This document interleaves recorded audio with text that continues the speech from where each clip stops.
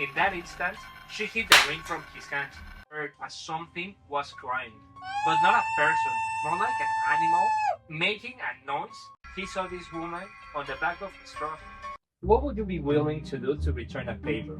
No more than $100. Let me tell you what this Nahual did. This happened between Nuevo León and Tamaulipas. There was a couple there, and she had just graduated from school and wanted to become a teacher in the public system in Mexico. But over there, if you want to become anything from a public system or for the government, they send you to work whenever they need employees. In this case, teachers. So she was sent to a town called Linares, 2 hours away from where she lived. Normally, she would go to Linares through the week from Monday to Friday to work, and on the weekends, she would come back to her town. On her birthday, this guy was ready to take the next step. He wanted to be in a serious relationship, so he got an engagement ring, and he drove to Linares. When he got there, he discovered that she was having this party. At first, he didn't thought about it. He just wanted to share his love with her, and she thought he deserved a better party. If he wasn't invited, it was probably because of whoever had organized this party. So he got to the door of her house and knocked. She came to the door, and when she saw him, she turned white. At that moment, he noticed that inside the party, there were people he knew. If he wasn't invited, it was because no one wanted him in there. When she saw him, she closed the door behind her and came outside. At that moment, he didn't know if he had to congratulate her, confront her, or what to do, or if he had to ask her what was happening. So, with all the nerves that he already had because of the question he was about to pop, the only thing he thought about doing was taking the ring from his pocket, opening it, and asking her, "Do you want to be my wife?" Almost at the same time that he was asking the question, from inside the house, they heard someone shouting, "Is everything alright, love?" In that instant, she hid the ring from his hand and told him, "You have to leave right now. I will explain everything later on. Just leave, I don't want any troubles." He wasn't still on shock as he saw how she went back inside and heard from outside, "Nobody's there, it was a mistake, baby." He didn't know if he should go inside to confront her, to tell her off, to wait for her outside for an explanation. He didn't know what to do, so he thought that the best idea to calm down was to go to the local bar and have some drinks to calm down. Because of all the feelings he was having on the bar as he was drinking, he got really drunk, so he decided to go back home.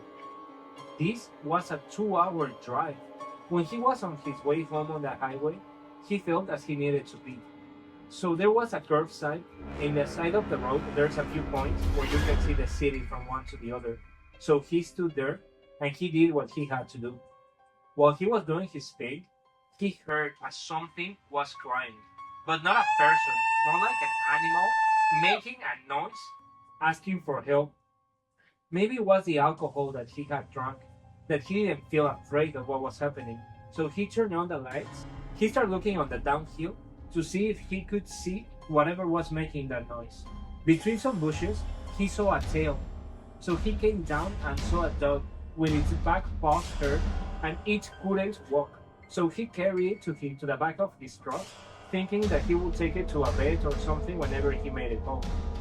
But again, he had drank a lot that night, and he was still drunk. So he drove back home, and when he got there, he forgot all about the dog that he had on the back of his truck. He went to his bedroom and fell asleep. On the next morning, after he got ready to go do the things he had to do, when he walked to his truck, he saw this woman on the back of his truck. So he came near her and asked her, "Hey, are you okay? Is everything alright? Do you need something? Can I help you?" And he noticed that she couldn't walk, that her legs were hurt.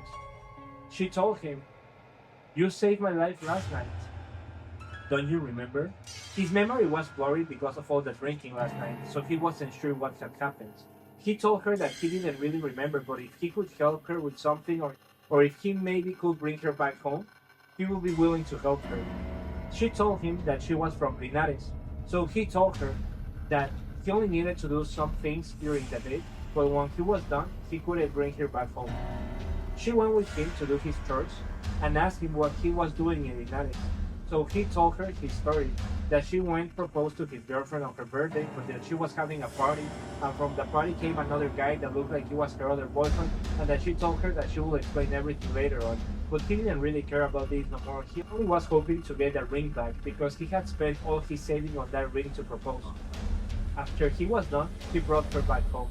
When they arrived there, the parents of this girl came to the door to thank him for bringing her back.